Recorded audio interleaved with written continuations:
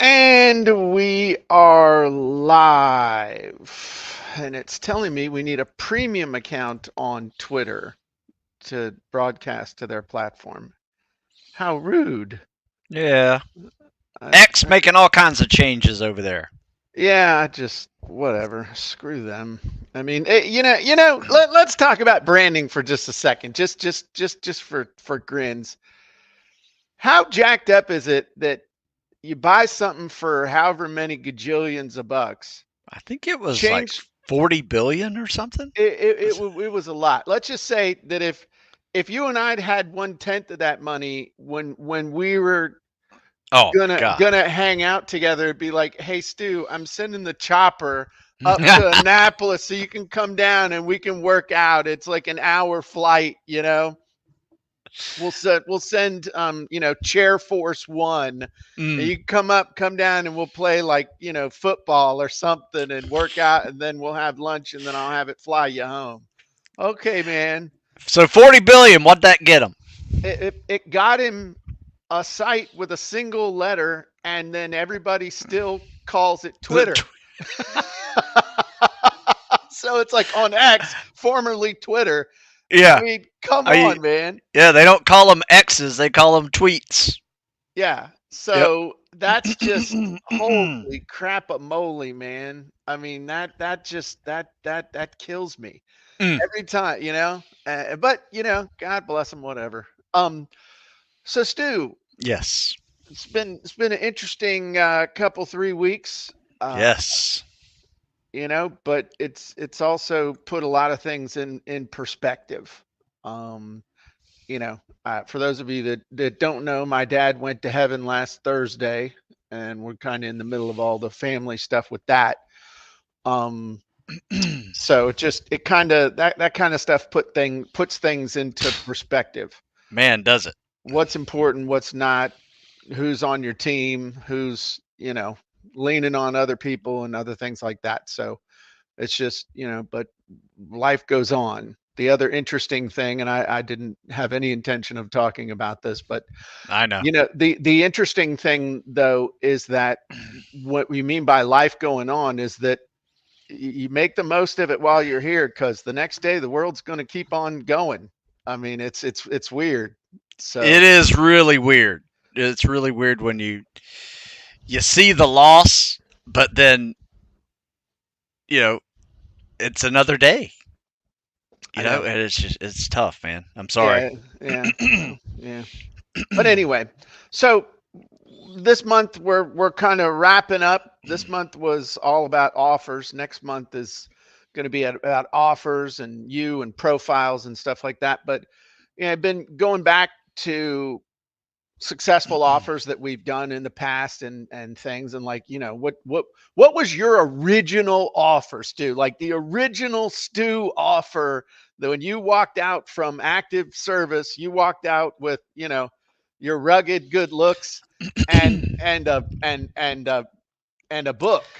Yep, I had a book that was kind of like the intro to the offer. Then I created a website and I immediately started doing online coaching. Can you do me a favor and just take your mic just down just a Sorry. little bit? Yeah, yeah, much better, much Is better, that much better? better. Sorry Yeah, about yeah, that. yeah. Yeah, yeah. I feel like you're my wife giving me instructions when I'm not Yelling listening at you. very well, Sorry about that. No, it's fine. So you had a website, you had a book. And immediately started doing online coaching. So that was kind of the net I use, and then I started writing articles, right? And the articles were put on what we have back then, forums.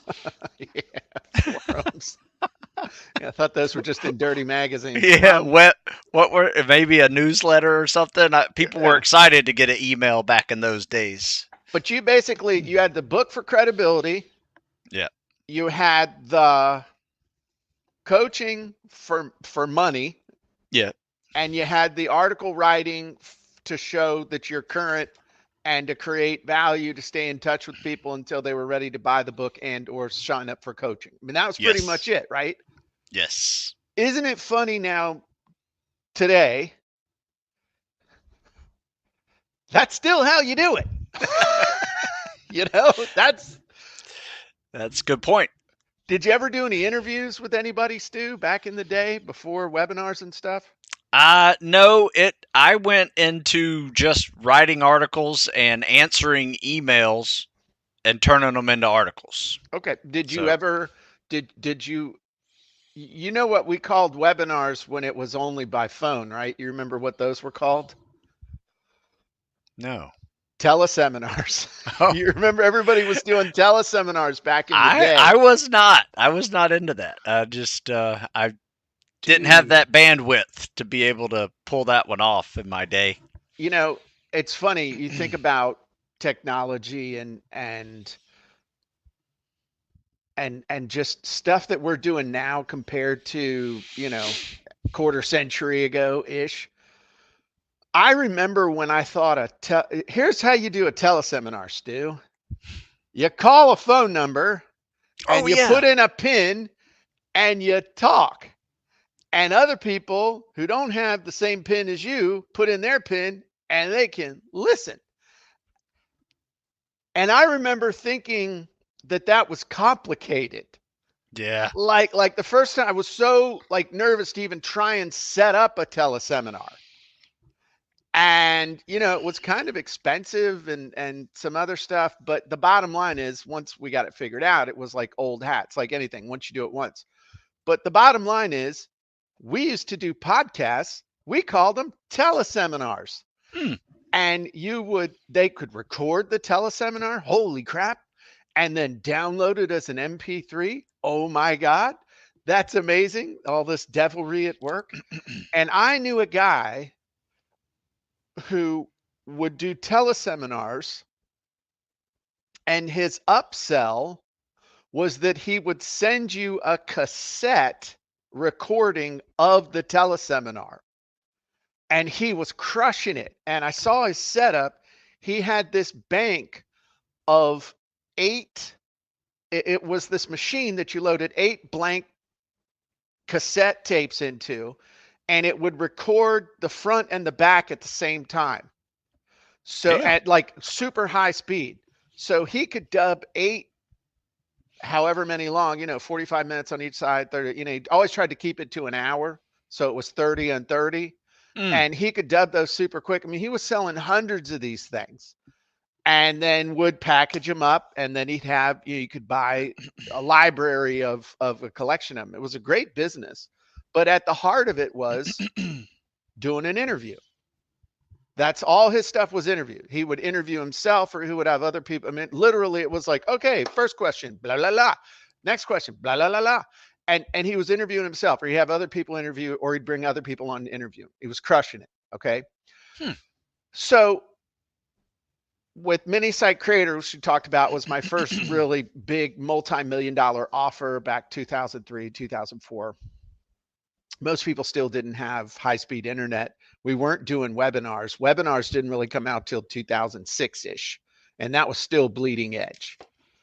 And so one of the ways that we sold, now get this, dude, I'm selling a course, a video course, multiple CDs with tons and tons of videos on it. I'm using an audio teleseminar to sell a video course. Think about that for a second. Dang. And sold millions of them. Literally would tell people, hey, get out a piece of paper, draw this picture, write this on. I mean, I'm making them make their own visual aids because God forbid I would give them a PDF. Huh. Um, but my point is that that was an interview. And we did an audio interview to sell a video course. Then all of a sudden, webinars came. And all those lessons of interviewing somebody, giving people information, building value, doing all that stuff, all went out the wayside. And everybody's got to get all complicated and crazy and fancy and everything with the webinar. Hmm. All those lessons from the teleseminars and the interviews and stuff are gone. So now the wheel has been reinvented. And there's a reason why I'm talking about this. Um, it's been reinvented now. And one of the secret sales tools that people are using is a sales presentation disguised as a podcast. Hmm. That's the big fancy thing there. I can It's a see that. it's a freaking interview, Stu. Right. Okay, Right. it's two guys, two gals, or a guy and a gal, or they, them, whoever, getting on, asking and answering questions, building credibility, building excitement, and then making an offer. Hmm. Holy crap, we've reinvented 1998. Nothing has changed. It really hasn't. Just the technology behind it. Yeah, I And, look and back, Jim. What I'm doing now is I either have someone on a podcast with me, and mhm, we kick it back and forth, answering questions, asking questions to each other, or I'm on myself sharing a topic and then taking live questions and answering those. But yes, ending with go check out StuSmithFitness.com and right. placing that little offer on the back end side of And the degree to which you want to do the sales really comes down to the type of invitation you make at the end of the interview. So if you're trying to get them to go check out a book, it's pretty straightforward. Hey, by the way, I wrote a book on this topic. It's a number one bestseller. You can grab a copy of it over here. All the way to, hey, got a special offer for you. Here's a little stack. But the thing it. is, the stack that you have to do on an interview, the funny thing is with an interview, when they know you, like you, trust you, and they're like, oh, I just, I want it. It's like the book thing. It's like, oh shit, does this guy have a book? Let me just go check it out. Oh, he's got a book. Oh, they're like waiting for you to tell the title of the book so they can run over to Amazon, buy the book, have it delivered, and never read it. Mm. Have it just stack up with the rest of the stuff in the smallest room in the house, reading room. I need to Yeah, get the self help cabinet. exactly. And the same thing is, does this dude have a course? Is it because what happens when you do an interview is that you develop rapport faster. It doesn't feel like a sales pitch.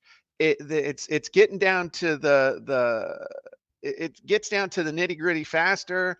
And I think now with webinars, people are feeling like it's just, they're just going to sell me something, especially in a lot of circles now. They're like, oh, I guess I'll stick around till the pitch. Oh, as the pitch started, yeah, okay, let's go to Ruby Tuesdays or whatever we're doing, depending on what time the thing is, or Mm. is there a replay, that kind of thing. Um, Whereas with an interview, it feels more organic. It feels more genuine. People are just used to and have always been used to consuming that, from the nightly news to radio interviews to all that good stuff. Just people are conditioned to that. I mean, challenge me on this, Stu. Am I right? Am I wrong? What Oh are your no, thoughts on this? you're exactly right. I have gone to a few webinars and I listen to a lot of podcasts now, mainly because they're just easier to listen to. I can listen to them in my car now. Um, so whatever you want to call them, sometimes they're entertainment, sometimes it's just information, and yes, sometimes there is a sale at the end of it, but that's Right. okay. That's okay.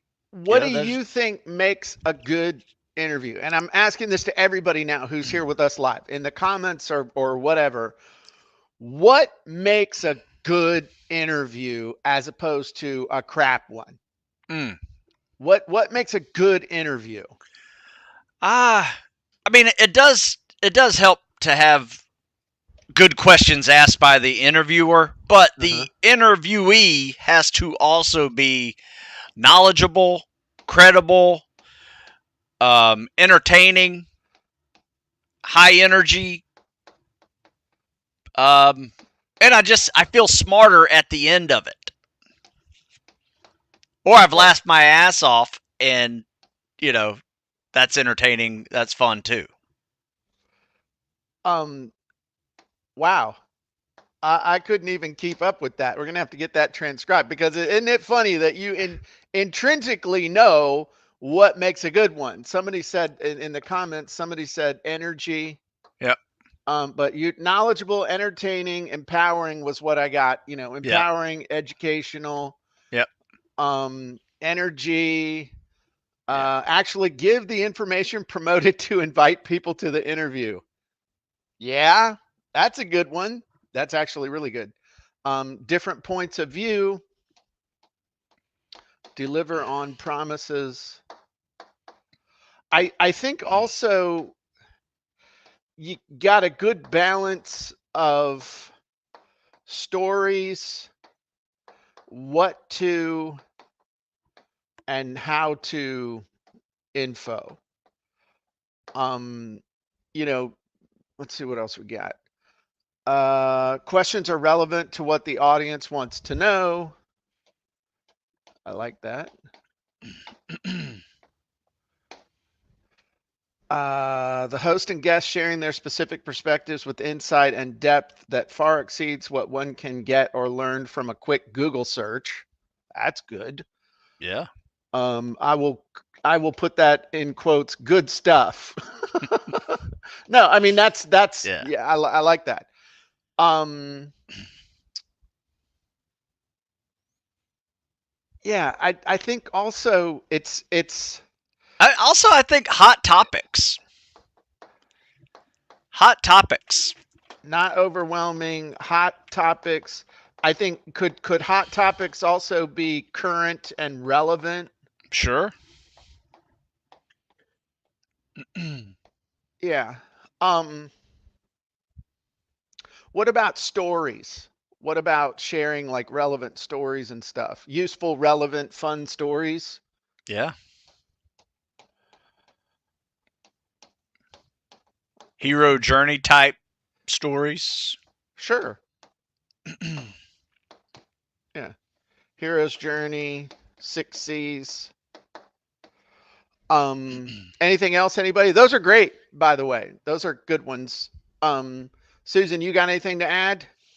That's good. There's a No? lot of Okay. Yeah, things. that's this is really good stuff. And isn't it funny that we know what a good interview is? Because if I asked you, okay, now let's just for grins, what the heck? We are going to do a cool but this is a good crowdstorming, brainstorming thing. What makes a bad interview? How do you know when an interview is bad? Okay, I'll start a little. Yeah. A bad interview is all about the interviewee ego. Mm. Um, take forever to answer a question. Uh-oh. Yeah. Uh, tangents. Oh shit, we're getting into my problems. Uh, low energy, not relatable, irrelevant Very, stories. very distracting language, like filler Just words. yeah, distracting language. Um, yeah, filler, and then techno jargon. Don't know what the hell you're talking about. Um, not a, not good chemistry with the interviewer. Bad sound quality. I'll shut Yeah, it off if it's like vibrating in the background or yeah. like my mic was too close to my mouth earlier. Um, oh, here we go. Uh, useful, relevant, hero's journey, stories, okay, so now we're getting it. Comes off as egotistical, feels like a pitch, plays the political answer game, only pitch, ego trip, no energy, speaking about different topics than what was advertised, Mm. never getting to the point as they wander around blathering about nothing. Ooh, isn't that interesting? And and yet, okay, and since we're here and since we have people here live, um, would you rather have an interview or a webinar? Just out of curious. So all I want you to do in the comments is say interview or say webinar. If you had your druthers to between an interview or a webinar, which one would you rather consume? I'm just curious. And then I'm going to Interview for ask a me. second question. Yeah, I'd rather consume an interview as well. I mean, look at what you watch on TV tonight at night. I mean, a lot or podcasts or interviews and stuff like that. And then my second question is as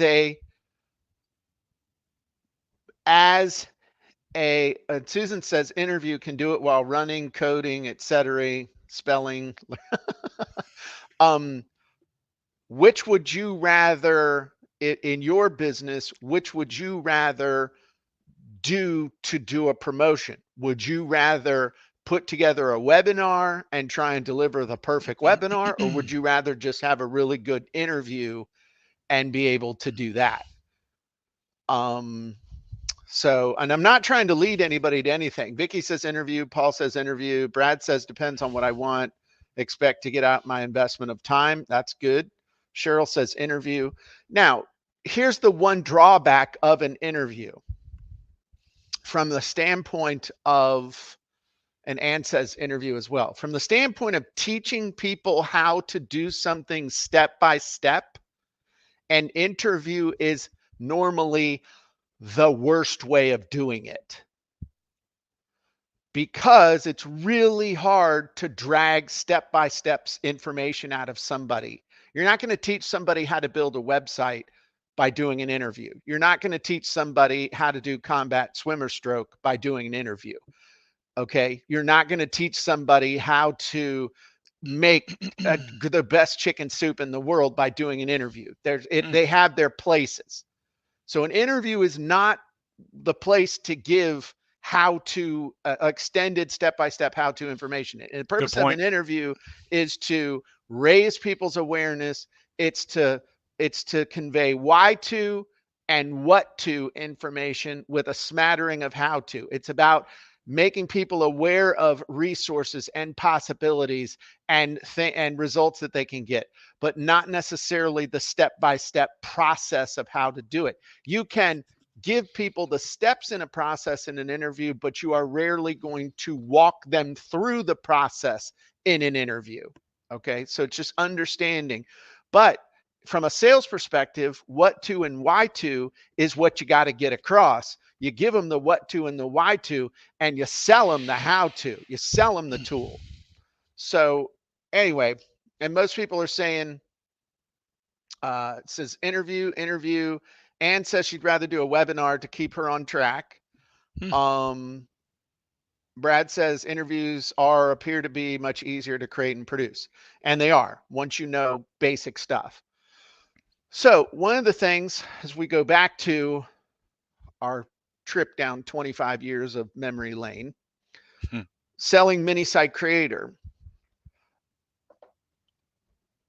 I just did an interview. I had somebody interview me about the product, why we created it, um, how it was put together, what it taught, why it worked, what was important, all that stuff.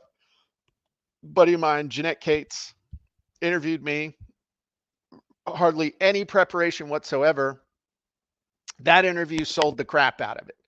In fact, so much so that I put a squeeze page on the front of Mini Site Creator, and the only way, all we promoted on the front end was, hey, get this interview. And then on the next page, we made the offer. And that was the way we did it for years. It was the only way you could do it was you had to get the interview.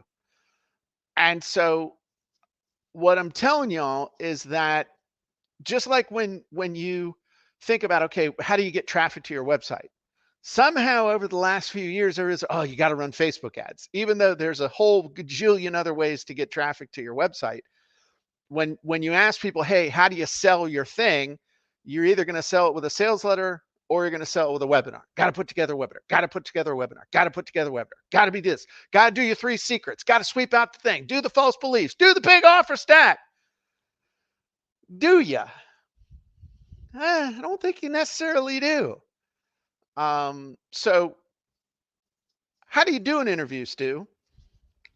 You know what? I do interview two ways, and I do one with a person that is on my show, like we are doing right now, Mhm. conversing back and forth. Usually, I will pick someone to interview that has a specialty that is in my realm of business. So, for instance, Okay. I focus on fitness. I want to talk to a nutritionist about food choices for fuel. Okay. So hang on, hang on, hang on, Yeah, hang on. What was the first thing you said? You said you. The second thing you said was that I have. they've got a related topic. They're a related topic expert. What was the first one though?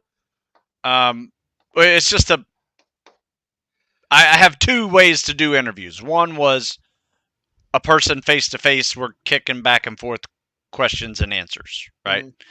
Hmm. Um, yeah, and then usually about a topic that is tangential to my uh, business model that my avatar will be able to readily consume and get smarter on.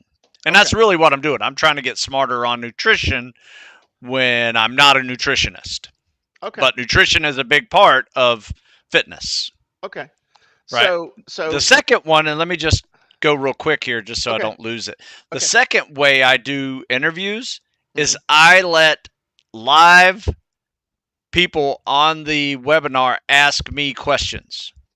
So Okay. I do live Q&As all the time, 2 a week, um, multiple platforms using StreamYard like you do, Facebook, Instagram, YouTube, and get a pretty big listener group asking questions. Sometimes I can't keep up with them all, but it's fun and it's a good way to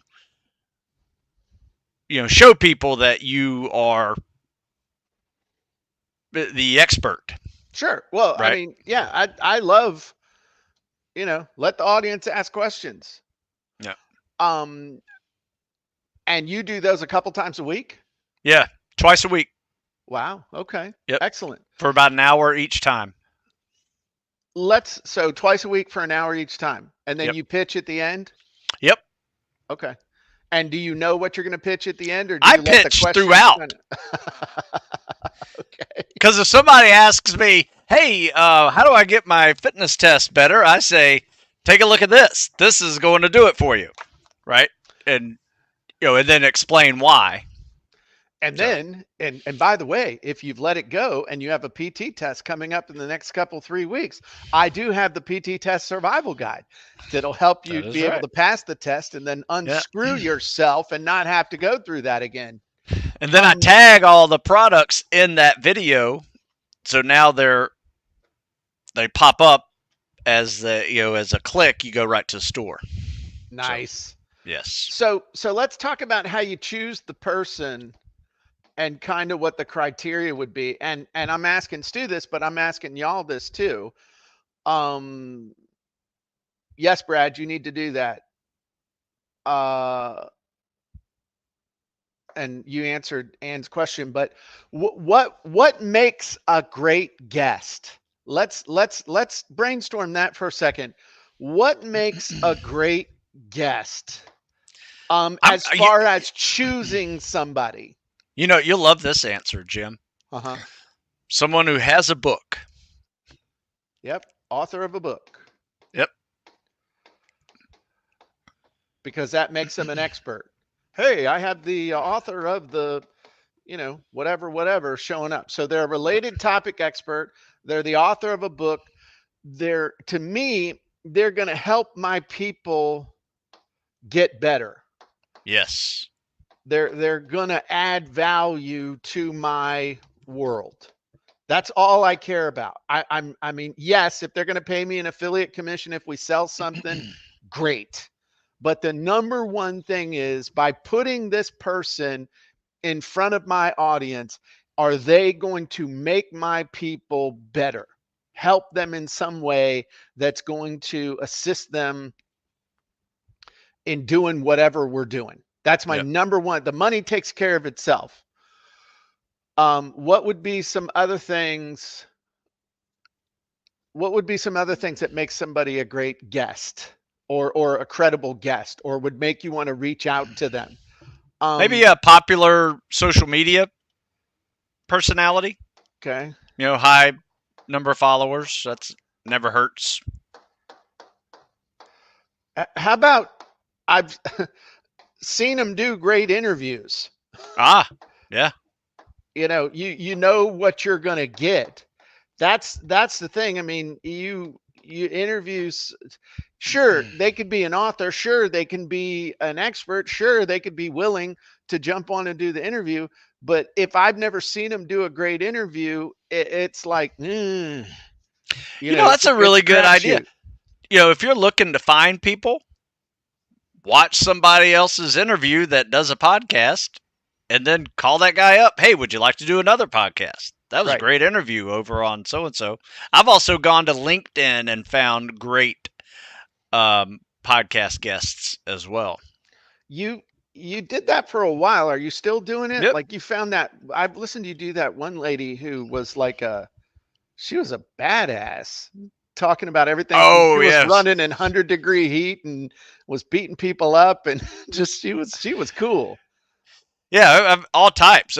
Doctors. They've written books as well. All topics. But And said yes, energetic and enthusiastic about life and their topic. Absolutely. You want somebody who's got an infectious level of enthusiasm. yeah. Not only because people are going to engage, but also because it'll probably help with sales. It's, Mhm. the guy who talks in monotone, eh, that's not really that exciting. So, um, okay. So I wrote 6 up here. Let's push. What would be one? I mean, we could do energy and enthusiasm, uh, and we'll add that. Okay. So how can the genies help us with doing the interview? Well, there's really 2 ways that the genies can help us immediately with an interview. Do you want to know what they are, Stu? Of course. I do too. Please tell me. No, I'm just playing. Um, with the interview itself and with the promo copy to actually get people onto the interview, you Oh, know? okay. All right. So let's jump over here and we'll look at a couple of these real quick. So it's demo time. Paul says they should be inspirational too. They should Absolutely. inspire. I like that. Energy, enthusiasm, inspirational. Yes. And a lot of that will come back to the story. Their story is going to be a big draw. Um, okay, I like it.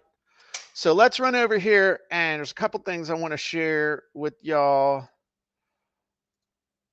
That being the interview podcast genie. So I mean, I put podcast in it because there was, do you have something for a podcast? Yeah, it's the interview genie / with podcast in it. So, oh look, it's pre-populated.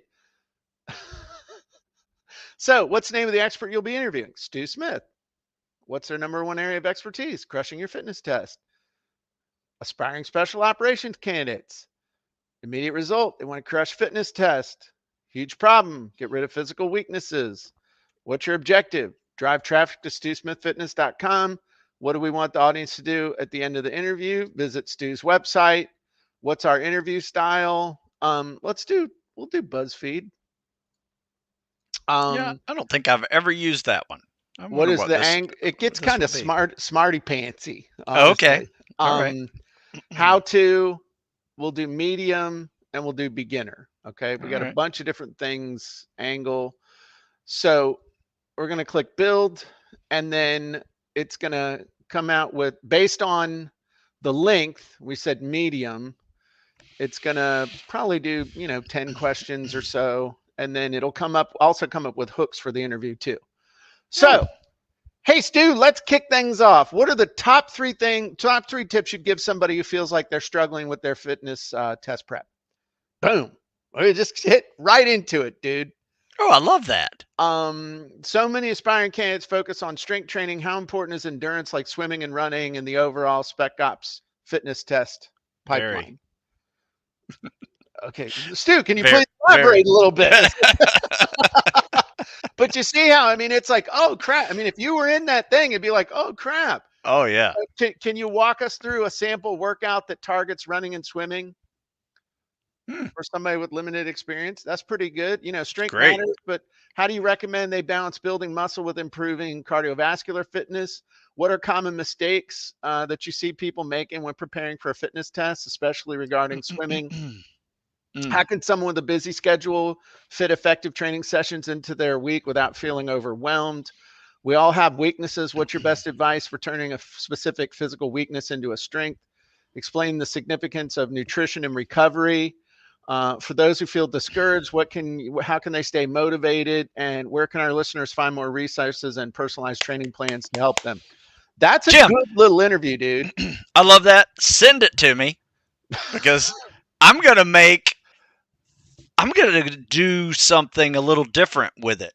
One, if I ever need a question, like when I'm doing a live Q&A and no questions have populated up, I can always fall back onto one of these top 10 and discuss it a little bit while more questions come in. Great idea. But I think what I may wind up doing is doing a special little webinar, just me talking, and these are the top 10 questions I get asked every year. Okay. And just boom, just go right through that and, probably have a 45-minute show and then the last one be, explaining, every one I could show example of here, try this. Exactly. Here, try this. Yeah. So here's the other thing that you've got here. Each one of these could be turned into a blog post Oh, easy. Ask Stu and article. right, an Ask Stu article, and it's just you could throw in a story. Oh, it's just This gets you it's started to actually unlimited. do a great interview. And the thing is, the other thing about an interview is that, remember I said, an interview is not a great way to give how-to information. You can give enough information that people get excited, but people know intrinsically, hey, I need to learn how to do this. Let me go see what the guy's got. They don't feel cheated as long as it stays on topic so that they can, deliver on the promise of the interview, but you're also not it people realize the dude can't teach me how to do the combat swimmer stroke on an interview, but he can explain why it's important, the mistakes that people make, and how to improve it. And by the way, I've got a whole series of videos, and we'll even critique your side stroke if you send me the video. I do that on TikTok all the time. Yeah. Well, crap, I I need to go check this dude out. you know what I do, Jim, now? I'm What's that? actually critiquing videos on my live Q&A of how Nice. to do the CSS Okay. properly. So you can actually do it with an interview. But, it's just another layer that, to actually, show some techniques. So the point though is Yeah. that you by using that tool, you have you have what you need to get the thing rolling on down the trail. Now, let's talk about how else could the genie. So we got our stuff. Somebody asked, should we share the questions with the people ahead of time? I'm going to give you a couple of really quick tips, and then I'm going to demo another genie for you real quick. But here's the thing. one of the things that you want to do in an interview is, and it's going to, one of the biggest mistakes you can make in an interview is just to ask questions. And so what you want to do is alternate between asking a question and then telling them what you want. So I'll give you an example. When if I'm always like, well, Stu, tell me what to do this, or Stu, tell me what to do this, or Stu, tell me, it makes you look, even if you're not it makes you look like you're in a lesser position. I know we're taking the place of the student and I'm serving as a proxy for the audience, but you also still have to have some authority. So this is an insider little tip. This is the kind of stuff y'all should have to pay for. Um, just saying. So like on this question where it's like, can you walk us through a sample workout that targets both running and swimming for someone with limited experience in those areas? What you want to do is alternate. So I might, instead of asking that question, I might say, hey, Stu, give us a rundown on a sample workout that's going to help us build up strength in both swimming and running. Can you lay that out for us? Or lay that out for us, please. And now all of a sudden it's like, it's not me like, oh, please, sir, may I have some more porridge? It's, hey, we're burning through this, Hey, what are your top 3 tips for doing this, Stu? No, And I it's love just that. Another great way too, Jim, is say, "Here's something I've always done. What do you think of this?" right, Yeah, right, absolutely, yeah. This is or this is what a lot of people think. right. Can you comment on that? Yeah. That's those are different things just from doing it, but that's just one little thing. But now we've got our interview, right? So we come over here and we're going to use in this case, we'll use the lead magnet opt-in page genie. And so this is basically, what's this for? This is going to be for you know what? I'm going to do something. I don't, yeah, podcast episode. That's what we want to do. Hmm. What's the title of this? Top 10 questions asked of Stu. Uh, No, I'm just teasing. so That's what I'm gonna use it for. yeah. So let's do and I'm not 100% happy with those actually. Um, so I would probably work on those. So I'm going in and playing. I would change the thing. Um, fitness prep. Okay, so unlock your potential. Stu Stips. I'm going to change this around a little bit. So the title of this is going to be Unlock Your Potential, Stu Smith's Top Spec Ops Training Tips. Okay, for selection test prep. So now, avatar. Let's load. I don't want to make sure I don't move that. So we're going to load Stu's avatar.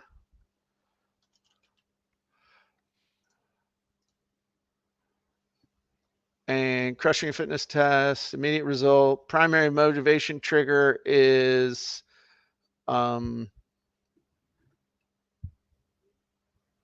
we're going to do that. We'll do DI and we'll do Jim Edwards. So now we're going to have it write the opt-in copy for the page that we would use to promote the interview. And you're like, but wait, Jim, it's a sales thing. Don't matter. All right. Mm-hmm. And so now, well, you can see, let me zoom in on that. Attention special aspiring spec ops candidates ready to crush your fitness test, crush your spec ops fitness test and skyrocket. I would change that. Let me download. In fact, I'm going to change this around. What would be another primary motivation trigger for them? Escape mental pain, avoid effort, save time. Let's do save Save time. time. Yeah. Yeah, let's do that one. Not waste time. Yeah. So I'll start at the bottom. and you're like, well, Jim, what do I do if it sucks? And run it again. Um,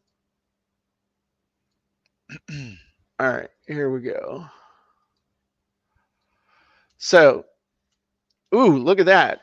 Aspiring Oh man. psychologists unleash your fitness. Discover the ultimate shortcut to crushing your fitness test and saving time. Discover the ultimate solution to crush your fitness test with unlike. So I would do a little edit on that, but unlock time saving switch acing your fitness test, transfer where making most of your precious time, streamline your separation. Oh So this is, I'd say this is 90% done. yeah, that's nice. I Um, like the setup. right. So now again, with I've got you 90 yards down the field. You're just going to bull your way 10 That's yards it. to get across. And that's, again, No, I need to get out of, I'm getting into editing mode. I'll edit this thing real quick and make it amazing.